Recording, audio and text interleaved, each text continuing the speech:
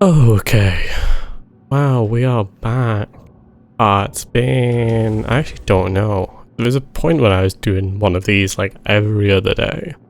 But no. Instead, it is the 18th of May at 10 to 3 in the morning, and we're back with some Venonif. We're not continuing with Celeste, which is what I did last recording. Did I actually do this level? Yes, I finished that level off. I finished that level off recording because it was such a pain in the ass of a level. Today, I want to talk about something, well, I was going to say lighter. It's me yapping about a story I like. So, it's lighter in that way. I wouldn't call it a very light story. Also, I am listening to music this time. Because before I've listened to it through the same headphones that I listen to game through, and it's annoying. But no, I'm chilling with some chill music on at like 10 to 3, and I'm gonna talk about what is the title again? It's such a dumb blog title. It's one of those. It's not Japanese though. It is Korean from my knowledge, and I'm hopefully not gonna do the same thing I did Ending Maker, where because for Ending Maker, I'm probably dipping in and out because I'm moving away from the mic. When I was talking about Ending Maker, what I ended up doing was I just recapped the entire story and just went, oh, I really like it, and then here's what happened next. I really liked it. Here's what happened next. I'm not gonna do that for what the heck? Hello? It's something like my husband forgot me. Or something. It's one of those. It's one of those where it's here we go. My husband who hates me has lost his memories. It is I presume a webtoon. The translation calls it a webtoon. I didn't read it on webtoon though, I'll be the first to admit. I often don't. So, as I will be calling it, the story, because I'm not going to keep saying my husband who lost his memory no longer hates me or whatever, if my husband who hates me has lost his memory, I'm already forgetting. Which is my point. I'm not going to be calling it that. I will just be calling it the story, basically. It is about 90 odd chapters, and it's good. I did enjoy it. Overall, it's probably like a 7, maybe. So on the reading app I used to read everything, I copied Mangadex's rating system. So 10 is a masterpiece, 9 is great, 8 is very good, 7 is good, 6 is fine, 5 is average. I won't go below that. My husband who... I'm trying to see what I actually rated it. Okay, I rated it a masterpiece. I don't... After letting it chill for a few days, after I binge read it, because I did binge read it, I would not call it a masterpiece. What I would say is it is really, really incredible in some aspects, and it deserves acknowledgement for that. The premise of the story is our main character, Lily, I think. Oh my god, I'm just keep checking. I didn't reread anything or whatnot. Yeah, Lily. So, Lily is the son of a daughter. Lily is the daughter of a noble family who, they're kind of tragic assholes. In a lot of stories, it's the type of family that the main protagonist will get reincarnated into and go, oh my god, we're the villains, and like, I'm not going to be like the other villains, and they can all go be villains, and I'm going to just try and live as normal. It's one of those families. She has an older brother. Oh my god, I'm trying to remember all the names. Oh, I'm actually forgetting all the names. Oh my god. Her younger brother's called Hassan, I think. Hassan. Oh my god, I'm actually just gonna open up episode 1 so I can reread it. Oh, I really should have prepped. I didn't. But she has a father who's kind of unimportant to the story. He's like there at times, but it's not really about that generation. It's about kind of the generation below that. So the generation that Lily is part of, Hassan is part of, Owen, who's her older brother, and our male lead, Theodore. So Theodore is our male lead, and he comes from House Valentino, I think. And Lily is from House Everett. And there's these things called rifts, because of course it's one of those fantasy ones where it's kind of like British royalty meets monsters and magic. And also some weird modern day conveniences. You'll know what I'm talking about if you read anything like what I'm talking about. You'll understand exactly what I mean. So that's kind of just some of the background, and it's about Lily Everett. Everett? Yes, I think it's Everett. Or am I thinking of someone else who's Everett? I don't know. It's something like that. If I get some names wrong, I get some names wrong, but you can only correct me if you go read it, which you should. It's not that long. It's only like 100 episodes, which is short, considering I read a lot of stuff. Like, Omniscient Reader's Viewpoint is in... I was gonna say it's in the 300s. It might have hit 400 recently, unless I'm actually insane. The Lout of the Counts family recently picked up, that's 200-ish, I think. Like, I read a lot of those, which are all very long. I'm trying to remember another one that I read, which I'm probably going to talk about. Anyway, I'll focus on this story. So, I've kind of given a bit of background, and so we have we kind of have those 4 characters. We have Lily, her older brother Owen, who's kind of, like a big This is what I just fucking did. He's like a big manipulator. He manipulates everyone. He's known for having OCD, and that kind of plays into his manipulative habits, because he's like, he needs stuff to be a very specific way, and he tweaks people for that, and he keeps viewing Lily as his possession. I'm going to assume these are different levels.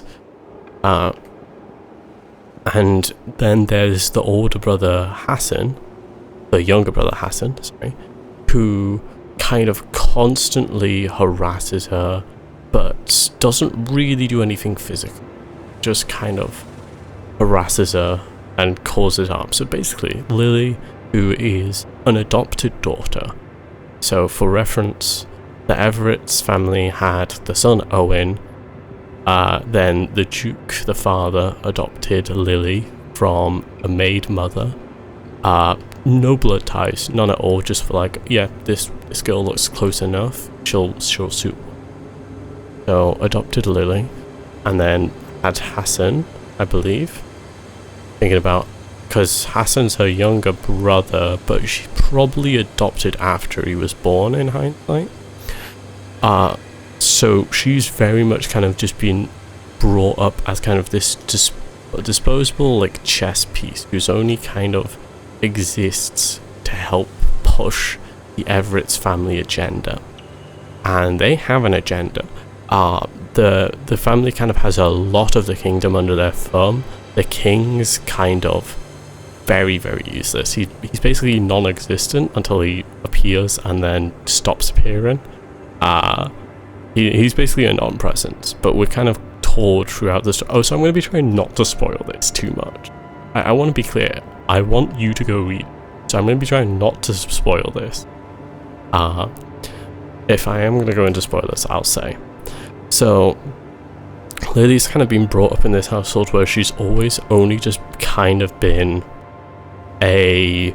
just brought up to be used, kind of, and she hates it, and we're like, okay, we're gonna marry you off, Lily Everett, to Theodore Valentino, who is from the from the north. It's one of those, House Valentino is another one of those typical houses where they are from the north, quote unquote. where it's very cold and it's this ravaged place, and it's kind of the same in a lot of stories. That's just what the North is. I'm trying to think of another one. Past the Monster Meet My Lady, I think the house in that is in the North. I know it's kind of on the border and it's like getting ravaged, and I think that's in the North. I might be remembering wrong though. So she's like, they go, okay, you're gonna marry Theo Valentino so we can bring him under our thumb, because like he's kind of one of the final like stepping stone kind of final blockers in their way of them kind of controlling a lot of the kingdom from behind the scenes.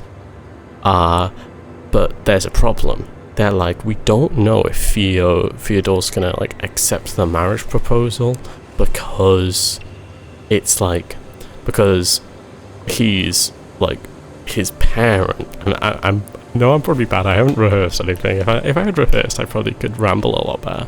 But it's like his parents both were murdered, and so was his older brother. And it's like kind of very commonly thought that the Everett's done it, because there's these things called Rift, which I remember I mentioned earlier, but I never went into any detail about. It's the typical thing of, wow, there's monsters and they come from this place, and it's like, we need some form of action in these sorts of stories, these romance stories, so it's gonna come from monsters existing or demons existing. This isn't Ending Maker or Novels Extra though. There's no demon. Yeah, there's no demons. Sorry, I had to take a second to think about that. There's no demons in this one. It's all just kind of monsters, and they're very much just background. It's really not that important. But the important thing is though, is Rifts. Kind of the place they come out. Like the monsters come out, sure, but it's kind of, it's like the Valentino region has a lot of rifts. Like a lot of rifts keep opening there, and their Theodore's mother and father and older brother were all killed because of one of these rifts. But why? If that's the case, how the fuck do I make this jump? If that's the case, why does everyone think the Everetts did it then? Because it's like, if the Everetts done it, how on earth did they kind of control a rift? And it's kind of a bit of backing that's in this entire story throughout this entire narrative of kind of, we think they're able to control the rifts, but we don't really have any proof. So that's kind of, Theodore has a grudge against the Everetts because of that. So they're like, we're not sure if he's gonna like accept the marriage proposal. In the end, he does. Him and Lily have a chance encounter just kind of in the garden, because her father's like, go out wearing this sort of dress into the garden. It's like, yeah, okay, well, I guess I meet Theo. And it's like, oh, wait, is it love at first sight? Do they actually like each other?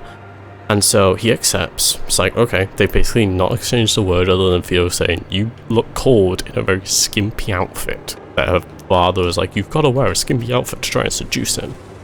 Because like people have kept saying like, oh, honey trap him or something. It's like the Everetts between the Everetts are very much not hiding the fact that they're trying to take control of the Valentinos. I keep saying the Valentinos, it might completely be, I can't remember. So that's like the first two chapters, basically. That is like some setup for me going to yap, because where this story gets really, really good is between the personal connections. And if you kind of go into this thinking, as I did, oh, okay, so the guy hates her because of her family, and then he loses his memories, kind of forgets all his prejudice, and it's like, wow, I have this really beautiful wife, I'm so fucking lucky. And then like they actually get along and they break the ice, and he learns, oh, she's not like the other Everetts. And that's how you think it's gonna go. And so as the story progresses, right at the start, this is still no spoilers though, don't worry, because it's in the title. It's like very quickly, it's like you can tell he's kind of trying to be nice at the start, and Lily's trying to like very much sees this as an opportunity to get out of the house, to get out of like being caged basically, and kind of get some freedom. And you can see him kind of being warm, like, he checks in on the carriage when it floods, and because like she's shocked because it goes into the region and it's like, oh wow, there's like lots of homeless people are starving, and he sees this as like, oh yeah, sheltered woman, like, ugh. But what she kind of views it as like, oh, us Everett's caused all this, even though she didn't have a hand in it. And so she's like, yeah, I really understand his hatred for us, but like, I hope he views that I'm different. But it's like, over the next chapters, it's very clear that he does not like her. Like, he you could almost say, hates her. You could say, my husband hates me, but then he lost his memory, which could also be the title, but I can't remember what I said the actual title was. So yeah, he starts despising her, and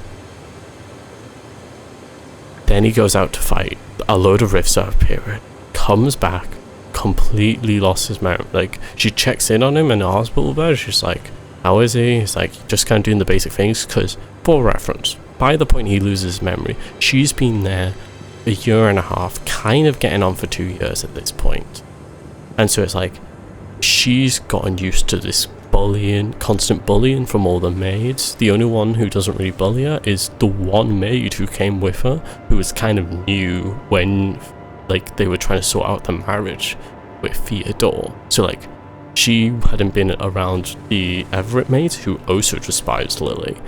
So her name's Charlotte, and she's kind of a key character. She's a very important character because she's kind of Lily's confidant. Charlotte is this very important person to Lily, serves as kind of her confidant, and like the only one she knows she can actually trust, like in the long haul going forwards. And so it's basically just Charlotte, and then this other girl who's from the Valentino's maid staff, and I can't really remember her name. She appears here and there, but she's just kind of like a secondary kind of caretaker for her. So it's like, she's not crazy important. So she's basically, these past 2 years, everyone like treats her terribly. She gets bullied, like they leave dead birds at her doorstep or whatever, like in front of her room, and they all treat her horribly. And when there's like stuff going on around the house or like events in the county, she's like pushed out of doing anything. Like, even if she wanted to, she can't. And this is also propagated by another kind of key character, which is Madame Seymour, who is Theodore's auntie. So it was his mother's sister is who she is. And she kind of really notably came with her sister when her sister married Theodore's father, and has kind of been she's been kind of single, unmarried this entire time, and she's also dedicated her life to helping her sister with the region. And as part of that, and part of helping with the region, when her sister died and Theodore's kind of left all alone, she helps him. She's kind of like his advisor, his kind of helper, like his backstop, maybe even. So Madame Seymour's like, look, you don't have to do anything. And like, Lily has this really interesting dynamic right at the start with her, where it's like, she's like, yeah, this is terrible, I'm getting bullied, but it's better than home, so I'm gonna kind of not kick up a fuss. But then when the maids start to bully Charlotte, and like, this is before that second assistant, and this is why that second assistant kind of comes into the picture. It's like, they're bullying Charlotte, they're making her do all the work. It's like, she's meant to have like a 5-10 staff to help her, because whether they like her or not, she is the Duchess of the house. And so they kind of have to do at least that much to kind of help her out. But they're really not. They really don't want to. You can tell they don't like her. I don't know. Oh, I'm going to be going down there. I'm terrible at storytelling, I've realised. I just go off in every direction all at once. I'm trying to remember where I was, kind of what my main point is. where was I starting? Yeah, so she's kind of got this interesting dynamic with Madame Seymour. I can't remember her full name, not that it's important, she's kind of a bitch. But yeah, so she kind of lives 2 years, ostracized from everything, kind of hated. And then her husband, Theodore, comes back and he's lost his memory. And it's like, that initial meeting, and it's the interesting thing, which is where this story really starts to come into its own, in my opinion, is he's forgotten just about her, which is really interesting. And I'm pausing the game to think this through, what I want to say. It's really, really interesting. Not because, oh, I forgot just this specific person, but what that causes. What that disparity causes of forgetting one person. Because you'd think, oh, he forgot Lily, and then they kind of get along good now. But it's like, when you think, if you forget one person, how... And it's like, he really hated her beforehand, but now he really likes her. But we kind of know, because we see all of Lily's time with him, and like all of his interactions, and we know he starts hating her really early on. So it's this kind of really interesting thing of like, he's forgotten everything about her, and we know kind of Lily didn't really do anything that wrong. And yet there's such a stark difference in how he's treating her. And that's kind of probably as far as I'm going to go in with specific events, because like I said, this game has coyote time? Sorry, didn't realise this game had fucking coyote time. I probably did and just didn't think about it. For reference, coyote time is when you kind of go off the edge and then you can jump still. Sorry, I am a game dev student. I like game dev. Back to the point on hand though.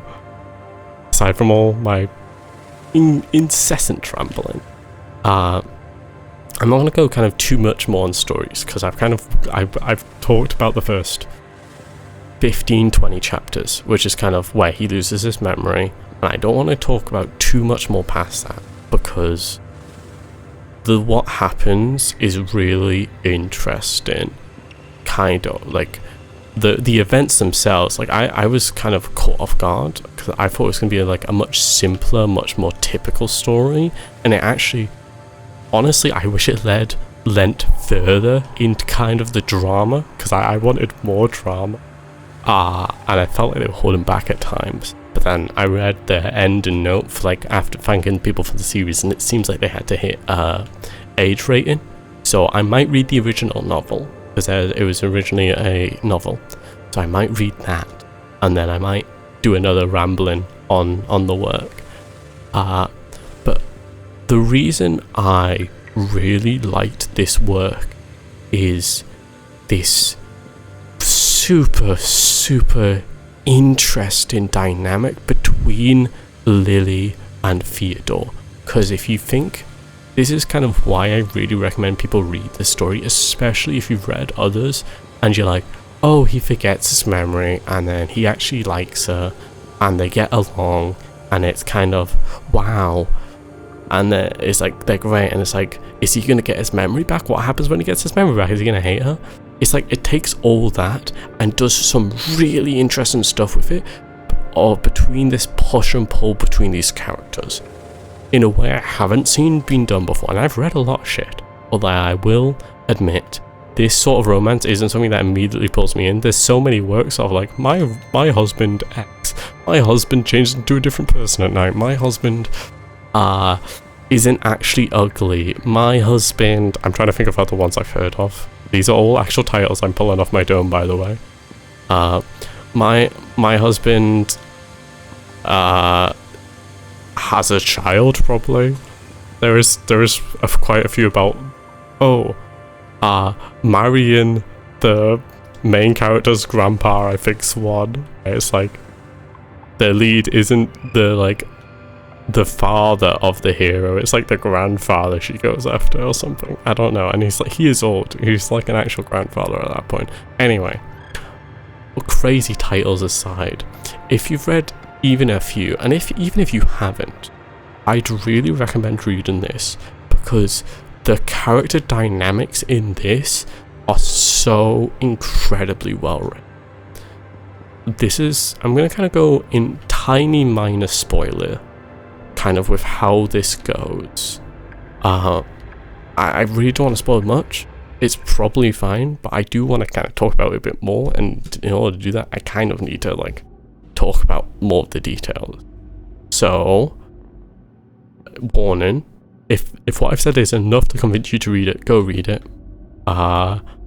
Give it a Google and you'll probably find where you can read it. I think you can read it on Webtoon, but I'm pulling that out my ass, I have no idea. If you read a lot like I do, okay for finding places to read stuff, I have no doubt. So, you've been warned. What I kind of want to talk about specifically is kind of where this story kind of really cemented this interesting character dynamic. So first part's non-spoiler. This first part's non-spoiler before I lose everyone who is listening to this, which is like one person, possibly, maybe, eventually, one day. Not that I really care. So kind of immediately after Theodore loses his memory, Lily is like, you think a lot of other characters or stories, they'd go, oh, Theodore's lost his memory, and it's like it kind of goes almost sun and roses quite fast, but for like 20 chapters there's this real tension between Theodore and Lily, as like Theodore's kind of like, oh my god, like, I actually kind of really like this girl, I think, and he's trying to do a lot for her, but Lily has been like really deeply hurt over these 2 years, and like she's constantly worried about what's going to happen when he does regain his memory. And so it's this really interesting push and pull of like, I honestly have that image seared into my mind of when he first regains his memory, when he first forgets, sorry, the opposite, when he initially forgets, and he like reaches out to her, and it's like first reaction from Lily, and it's this incredibly pained look. She looks so hurt, as she's just so upset that like she hasn't done anything wrong. She doesn't think she's done anything wrong. She's been constantly prosecuted her whole life. Her mother, to her knowledge, sold her off, even though she thought she was a good mother and they were close, but sold her off. And it's kind of this, like, I understand that you have forgotten this all, and you don't get what I'm talking about, but it was still you who did this, and I'm still incredibly pained by that, and I can't look past that. And that is, like I said, the first moment that really cemented to me, oh, this is actually something really interesting and different. Like, different from the other stuff. Because a lot of other stuff, I feel, would have went, okay, wow, you might actually like me? Oh my god, I'm going to be all blushy and stuff. No, that is not what this is. Not in the slightest. It's like Lily, and she's like, I am so incredibly pained, and you just go in, oh wow, you look beautiful, and I kind of like you, and it's like, no, you can't just do that. Oh, so holy skip, I'm kind of a genius at this game. It's like, I'm really pained by this, I'm really hurt. We're not brushing it over. And it's like, for the following chapters, there's this constant tension of him, like, being really in love with this character. And like, oh, I want to be close to her. Like, he's almost like a dog in the way that he's like constantly just trying to like get closer to her. But she is someone who has tried to get close to him. She's tried to get to know him, tried to draw that boundary and like try to get close, and he's constantly pushed her away, and not in like a gentle way either. And he was the one constantly pushing her away, and now he's the one coming to her, and he's like, oh well, I've kind of gotten to know you now, and I don't know why I would have hated you, so it's probably just a misunderstanding. So let's try and figure out this misunderstanding. And she's like, so what if it's a misunderstanding? It doesn't change what was done, and that is like I said, like I've kept saying, that first moment really cemented for me kind of why this story was different, and why this story was something I wanted to keep reading. I mean, look, even if something's kind of like mediocre, I'll probably read it, because like I'll sink a lot of time into, like I doom read, I don't doom scroll. So it's like, oh, so what if I'm just reading a lot? I need something to read a lot. Oh, it's a holy flashback. So, but that is kind of what really showed me that this was a different work and was going to be really good. And it did end up living up to that. It lived up kind of what that built. And kind of right when I was like starting to get tired of it, right when I was like, okay, they've been dragging this out. I hope he kind of gets his memory back soon. They've kind of been hinting at it. They do it right at the perfect time, and they know exactly how these characters would react in an interesting way. And I think that is what I would want because I like writing, and I struggle with characters a lot. I feel like I often struggle with characters, making them feel individual and different, and also like properly presenting them. I feel like my characters go out of character of themselves. I really struggle with that, and I think what this is really incredible at is having these really, really interesting character dynamics, especially between Theodore and Lily. I've never seen a character dynamic quite like theirs, and it's incredible. It is genuinely incredible dynamic that they've got. Kind of, it's ultimately, the story is ultimately a story of pained people, and that is why it's so good. This isn't really spoiled. This isn't spoilers. I still think I'm not in the spoiler territory, so thank God for that. A lot of these stories would be like, oh, Lily's been pained, and Theodore's kind of the answer, and he's Prince Charming. But Theodore himself is also this really, really pained individual.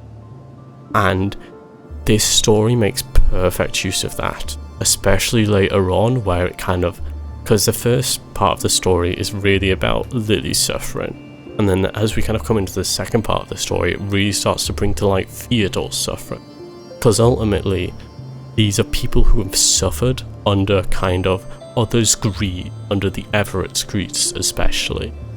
Lily being kind of brought up just to serve as kind of a tool for them, and Theodore having it, like, them pulling a lot of stuff behind the scenes, and there's like a lot of rumours about them killing his parents, and he kind of thinks they did, and it's like this really, these two pained people, and it's not, the way the story resolves that is perfect.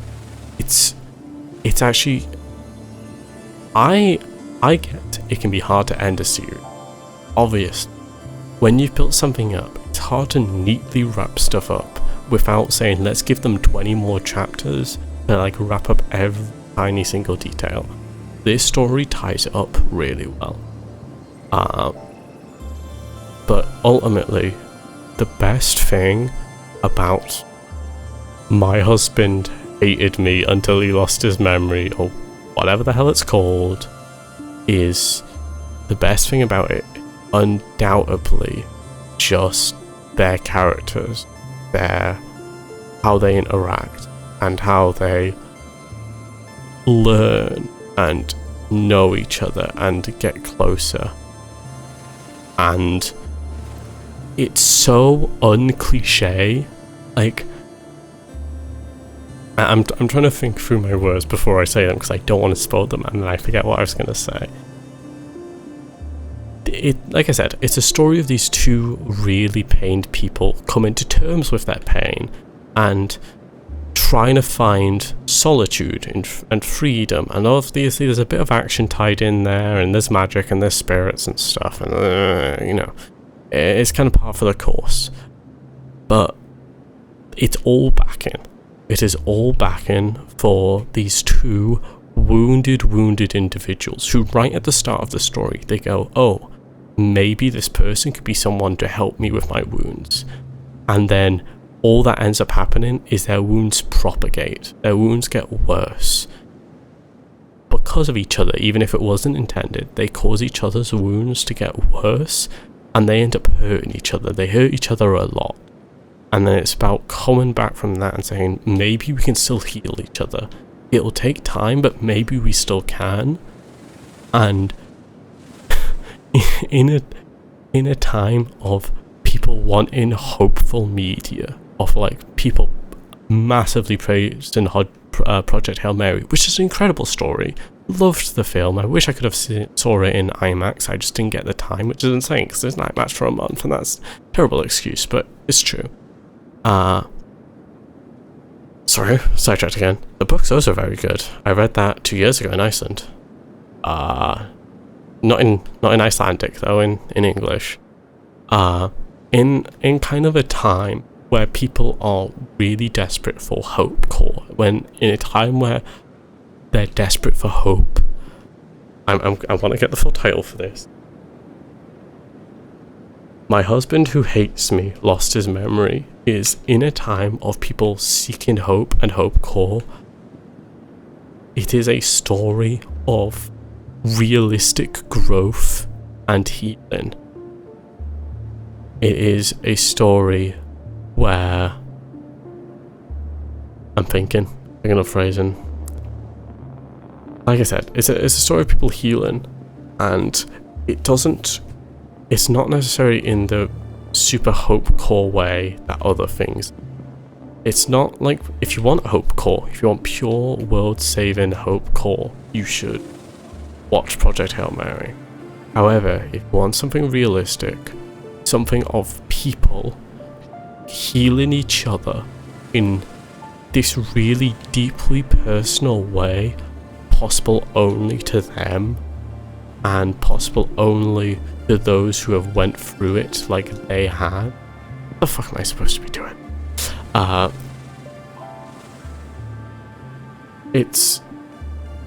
trying to sum it up well.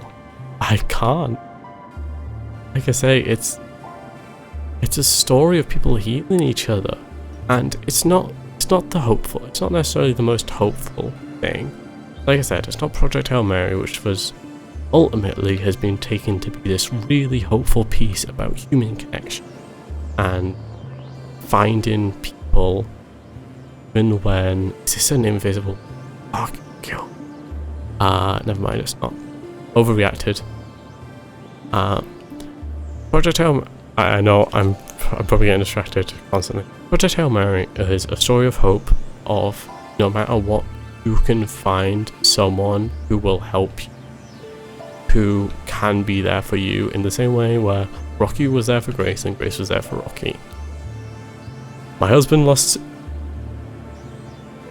what's it called? My Husband Who Hates Me Has Lost His Memories isn't that hope core. It isn't like that, but it is about the connection between two deeply wounded people who have wounded each other and how they grow from that, and how ultimately they find peace. They find peace with each other. They find peace in... I'm trying to properly express this. They find peace in the world. And I think it was really beautiful in that regard. And it really makes me want to do a video essay, and I should probably do a ramble about video essays because they're a thing of their own. But it's the type of thing that makes me want to, because it's just so standout. And I know you might have went, oh, they find peace in each other and stuff. Spoiled it. Look, whatever you think happens in this story, whatever you think the narrative will be, you'll probably be in for a pleasant surprise, at least in some degree of it all. And I think I want to give this a final rating. If I was going to rate this, what would I rate it? I think if I had to give My Husband Who Hates Me Has Lost His Memory a rating, I'd say you get a 7, no, like a 6 for the name. Like, come on, you gotta shorten these names up. I know it's hard when there's so many stuff being written, but like, we can at least try to shorten the names, please. Or at least make them a bit more memorable. In the regard to other parts of it though, the setting, it's like a 5, it's fine. It's fine, really. Like average, which is what a 5 is. In terms of, like, the setting's fine, like I say, it's like, it's nothing insane. It's like, there's monsters, and there's magic, and there's spirits. The narrative of the story, I'd give a solid 7, probably. I wouldn't say it's an 8. It's not very good, or great, or a masterpiece. It's good. It's got this good throughput, this through line. But if I had to give another score for character and development, I'd give it 10. I think it is an absolute masterclass of these two characters. I've never seen characters quite like Lily and Theodore, who have made me feel how I feel about those two characters. These two characters of complete growth, and I think it needs to be regarded for that. I think it deserves attention and love for that fact, because it is incredible. I'm thinking about reading the novel because I want more of that. I want more of the drama aspect, and I kind of I want the unfiltered version or whatever. I recommend people read the webtoon, the manhwa. It's not the original work, but the adaptation was really good, and I think it's a really outstanding story. And the character development that I have came to love from binge reading this story is all there. Am I freaking trapped? How the hell have I done this? Okay. And I feel like I'm rambling because, as always, I just want to talk more about the things I love. And I really do love these two. They need all the love they can get, is what I'll say. I don't know what else to say. I want to talk more, but also I want to keep this spoiler free. Ultimately. So go read it. Just go read it. It's really good. I still think it's an absolute masterclass in character narrative, and I will definitely be trying to learn from it going forwards in my own characters. Especially just into character, like, relations. It is truly one of a kind in that regard. I don't know, I'm probably just dragging this out at this point, like I always do. I just want to talk about it more, because when I sat down to speak about this, I was like, yeah, I liked it. Like, I don't have anything insane really to say about it. I liked it. But as I've talked and as I've thought about it more, I really, really, really do think it's got something special to it. And I think it should be exist for that. Because I think it suffers from having a kind of a terrible title. Like I said, it's got one of those typical titles, and I think if it didn't, it probably would have gotten more attention. It's like, I only found it because, well, I only recently found it, but it's like, it's been finished. I don't know quite when it finished. Let me see. me see if it says when it finished. When did this finish? I'm having a quick look in the creator's note. See if it drops a year or something. I have no idea. I don't think so. Oh, it's saying 2025. Maybe it's not that old. Anyway. Yeah, I think it really deserves more attention, and it's just been kind of thrown in because of its title with other stuff, and like, oh, it's a typical story like that. Do give it a chance. Please do. It's got something really special to it. It really does have something really incredibly special to it. And, like I said, the overall narrative can be a little typical, but when I was reading it, I just kept thinking back to moments, because whenever I read stuff, I end up having like a few moments which I really like, and I like constantly go back to and stuff.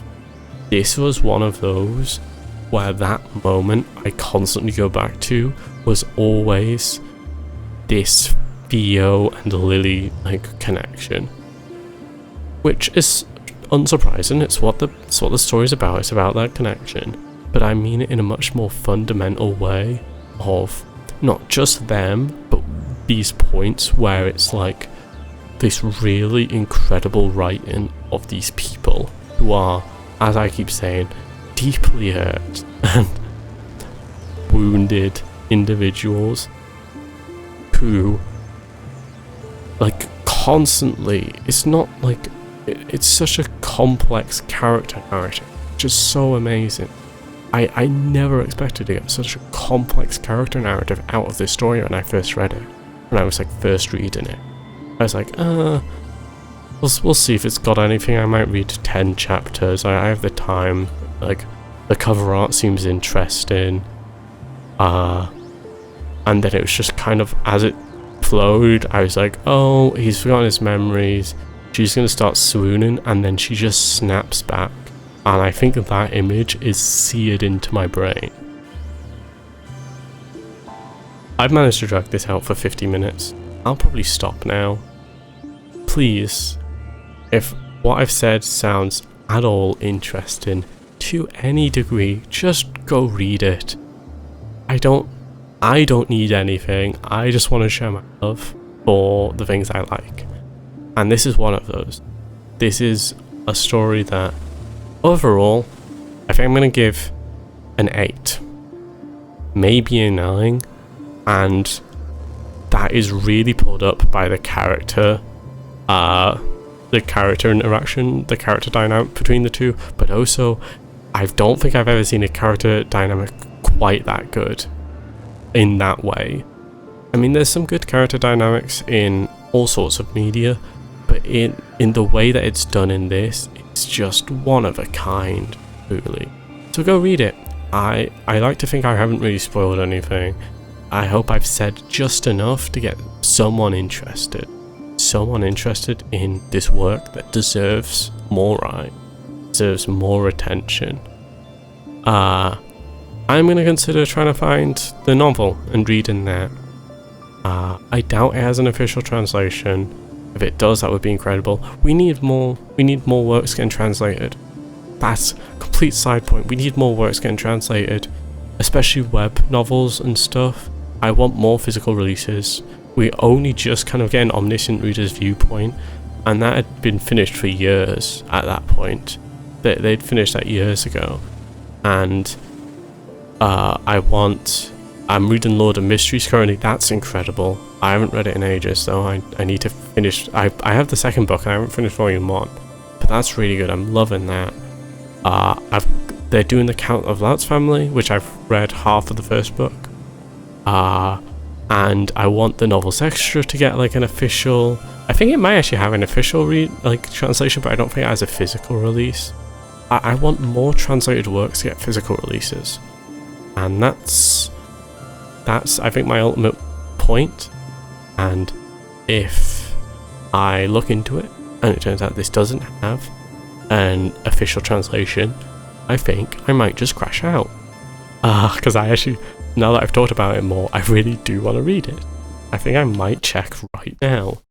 We're gonna do a quick Spirit Scours the Interwebs for the novel. If I had its original title, that would be great, but it as is.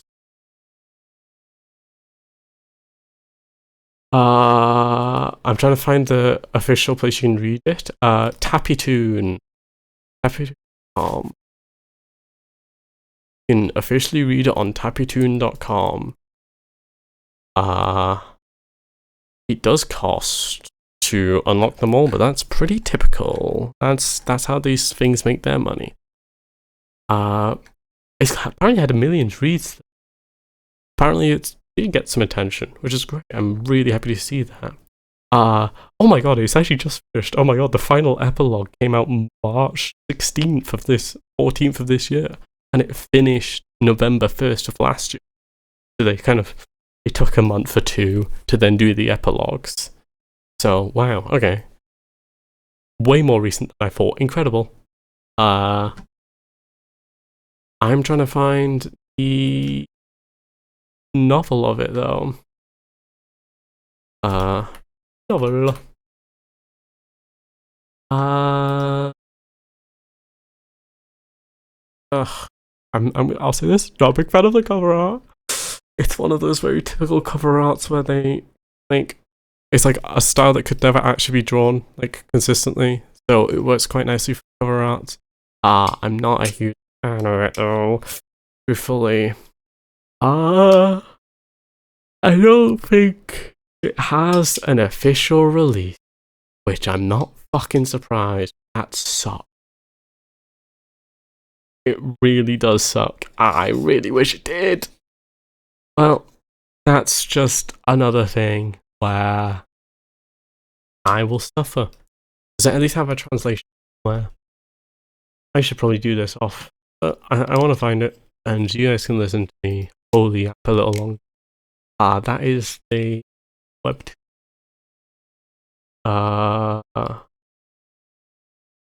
Korean webtoons fandom. Okay, that's this. They've got like 3 names. Okay, they did not. Okay. So the thing that drew me in to reading this was the season 2 cover. I haven't seen the season 2 art. Looks cool, but the season 2 does a lot better to kind of read the dynamic. At Naver Sea. Gonna take me to Naver, where it's originally in. Not surprised, that's what I thought. I thought it was Korean. I don't think it is. 136 episodes though. So they've actually, holy shit, they actually did an insane job of kind of keeping it, because like sometimes it's like they can't do a very good job of, I'm not saying this is a bad thing, but like sometimes they struggle to like keep it so it's like one novel chapter for one webtoon chapter, and like that's a very hard thing to balance. I'm not hating on. I'm just saying that I'm surprised they got it that close. Yeah, the official English, you can read it on Tappytoon, or I'm sure people can find their own location. As for the novel, I will keep searching on my own. Yes, there's English.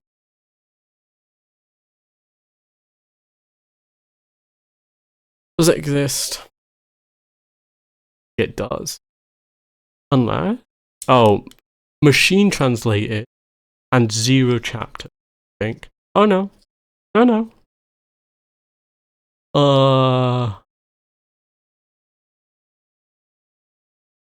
It does have chapters. Is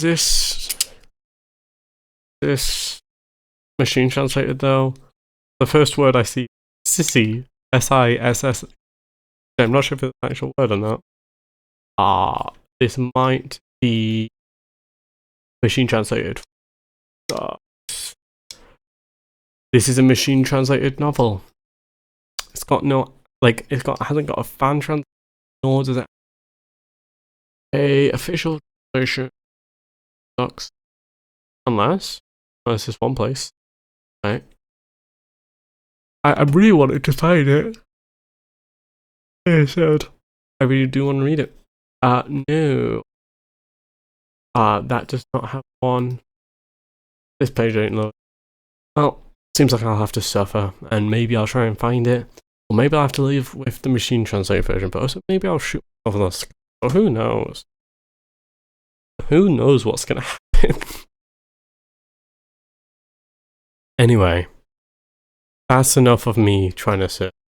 Ultimately, my husband hated me, but then lost his memories, or whatever the actual title is a great work, which deserves to be recognised for its brilliant work with character interactions and dynamics, and being something really truly special in that regard. Like I said, I can't think of another story that made me feel the same way about a character dynamic. And it deserves to be respected for that. And I think I'm kind of done. I don't think I've got anything else to say. Am I also coincidentally done with the level, or is the level going to keep going? Do I not get to end off my rambling as I end off a level? One day. These levels keep getting longer though, so I'm going to have to keep dragging out my rambling. Oh fuck. I'll save that for my own time. Not that I can, I'll have to redo everything, I think, so. Anyway, thank you for listening. Go read it. This is your final reminder. Please, go read My Husband Who Hates Me Has Lost His Memories. It's a masterclass on character interaction and dynamics, and it will keep you going. I really liked it, and I think it really stands out at the moment. Like I said earlier, but people are really seeking hope core and seeking for a reason to hope and seeking for an outlet for that hope. I think this story might not necessarily be that, but it's a really realistic depiction of people, of personal growth between two very wounded people, which I think in this day and age, a lot of people are wounded. That's it. Thank you very much for listening. Come back next time.